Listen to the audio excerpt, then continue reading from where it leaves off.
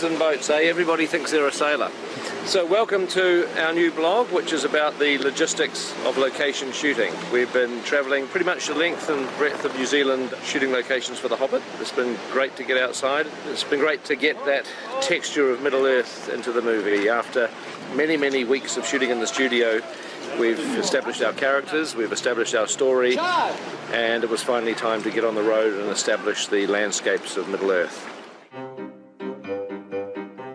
So we're currently moving about 500 crew for main unit to Hamilton, and then about 200 second unit crew to various parts of the country. We like to call it the biggest logistical move in cinematic history. Just because of the size of the fleet, close to 140 vehicles.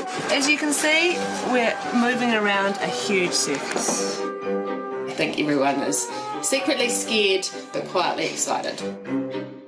The main reason for going on location on the project is to capture the scenic beauty of New Zealand. Peter's often said one of the things that won the fans over so much in the Lord of the Rings series was the unbelievable vistas and scenics because they were so magnificent. People are really excited about getting outside and taking this on the road. These are our changes for main unit crew, so this is how big we actually are. We're probably over 500. Everybody has to be in the right vehicle at the right time, they have to travel to the right place, they have to have rooms to be able to sleep in. I can't begin to imagine the logistics involved with shifting the crew, the cast, the equipment that we have on The Hobbit. It's pretty mind-blowing. You have to take everything with you to produce the films. We're having to provide our own electricity, areas to cook food, areas for people to sit down and eat. You've got to provide water, the bathrooms and the toilets that people need. You have to have weather cover, heat when it's cold, and you've got to provide cooling when it's hot.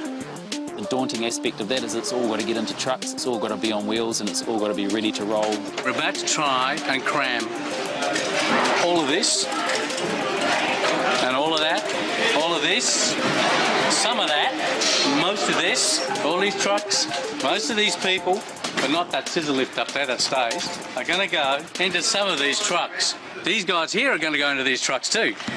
Nice one. No cell phone laws here, man. One of our biggest challenges on the production is actually shooting all the locations in one hit for both main unit and second unit. And you can certainly start there. We're away for about 7.5 weeks if the weather holds up, so we're basically praying that every spot we go to in the country is sunny and beautiful. First location is Matamata, up in Old Hobbiton, so returning back to the first spot from Lord of the Rings, which is pretty exciting. Fantastic job, and we're out of here at 4 o'clock in the morning. And as you can see, we're totally under control.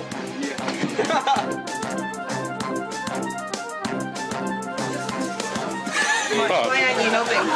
I've got to carry this. We're going to some of the remotest locations of New Zealand, and if there's one thing Grips can't live without, that's the latte, soy. That's right. We're getting ready to go away, and so far we haven't packed anything. And tomorrow is our last day with 30-odd hobbits doing a big scene against green screen on for Hobbiton. This is my Louis Hobbit, my Sonny Hobbit. So we need the largest team on, because we've also got to try and pack. And then they're going to say, where did you pack it? Because I need it. Where's that wig? Did you put it away? No, we've got to put it on his head now. And we'll all be here till midnight trying to load up the buses because they leave at 4 o'clock in the morning. Be sure to pack scotch, tequila, wine and beer. A heap of plants. 3 razor blades. 60 kilos of toilet paper. A few artificial trees. Socks. and some Jägermeister. Last day Wellington, so everything needs to move. We've got a stock truck coming in to take our 49 mixed age sheep, 15 chickens, 9 goats, 5 3-year-old steers, 4 pheasants, 2 Muscovy ducks. We've also got Michael Jackson, the walking chicken, on the lead.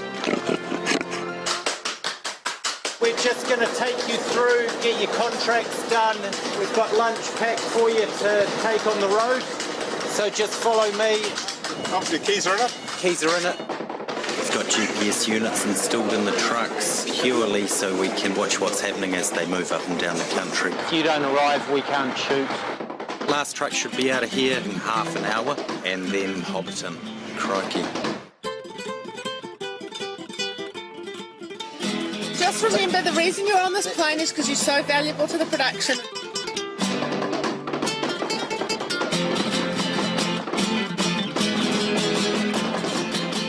Our main unit had over 100 units on wheels that were travelling to the first location. That was quite a feat in itself, just having that amount of drivers on the road. It's all about arrows, it's all about maps and directions. Once we arrive, we get in and it's about an 8-hour turnaround from when the first truck turns up to when the unit base is actually functional for filming. We've got to get these trucks level for working in, we've got to get them all powered up, and they've got to get them all functioning so quickly. Prosthetics, makeup, costume, catering. It's not just a case of a small crew going into very out-of-the-way places. We're literally occupying the space of a football field. I think it's actually 2 football fields. We moved 7,000 cubic metres of dirt to accommodate everything that goes with making a film of this size with this many people involved. It's very much a mini city. To everyone's amazement, you know, they went home on Friday night in Wellington, turned up to work here on Monday morning, and everything's here, parked up in order and looking good and working.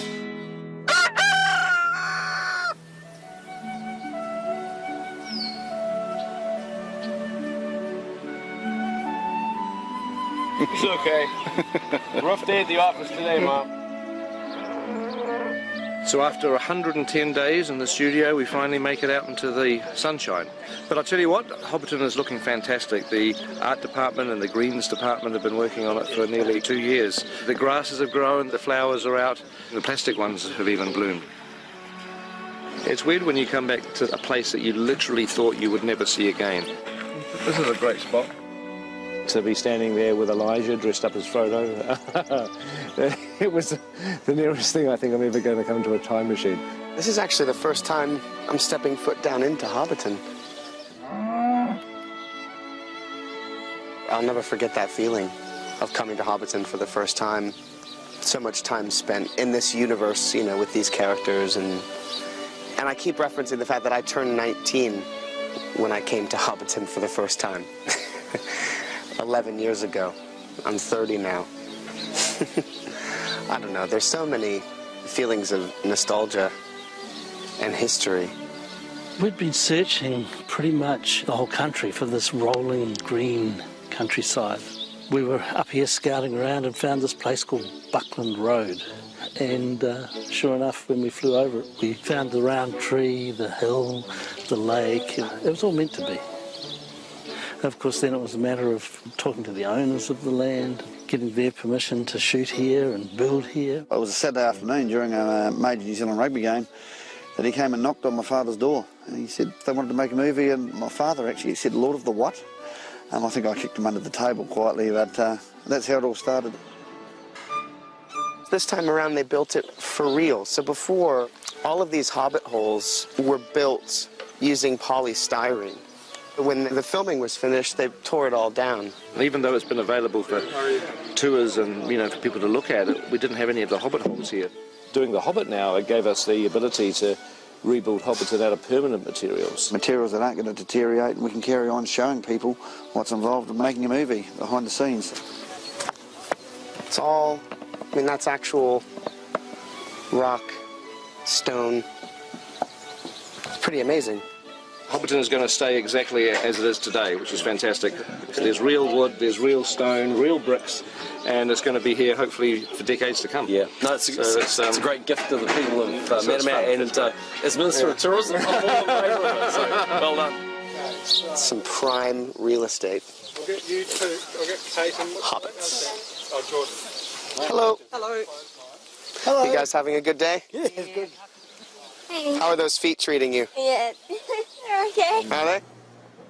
When you're at Hobbiton, you forget that you're on a film set. Seeing it like this kind of living model village, it was just extraordinary. And you just totally believe this place exists. And that's because it does. Maybe I've smoked a little bit too much of this now. It's an authentic village. It's 100% 360-degree, look wherever you like, little hobbit village. You can imagine just being a hobbit in this environment and get up and have a cup of tea on the doorstep and listen to the birds and the frogs and the children running around. Or go to the market, buy a big bottle of beer and drink it. I'm loving it. You're not really designing a film set, you're trying to put yourself in the mindset of a hobbit and figuring out, well, where would you like your house to be? There are 44 personalised hobbit holes, and each hobbit hole has the different little details depending on their location. It's kind of amazing. The door's actually open. Hello? Hello? No, nobody home at the moment. They must be at the market. Welcome to the set of The Hobbit. So how did you get involved with this? My 4 daughters auditioned and they all missed out. And I got in.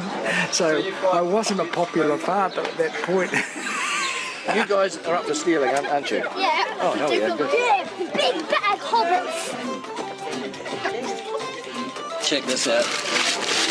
Oh yeah. I'd like to get a nice comb over. Is this going to be in the movie? Yeah, we can cut that. That's fantastic. We've got that. So we just finished our first week on location. Get out. But, I just wish I could move into one of these hobbit holes. I mean, this would be an absolutely idyllic place to live. It really would. This is the sort of place that I would very happily retire to. In fact, might think about it tonight or the next day. It would be good retiring here. That would be quite nice. Bye-bye. The end. I hope you enjoyed the first part of our location blog. The second part will be ready very early in the new year. And in the meantime, we've just shot the last shot for The Hobbit in 2011. So it only remains to do one last thing, which is to wish you all a Merry Christmas! Merry Christmas! Champagne! Very good.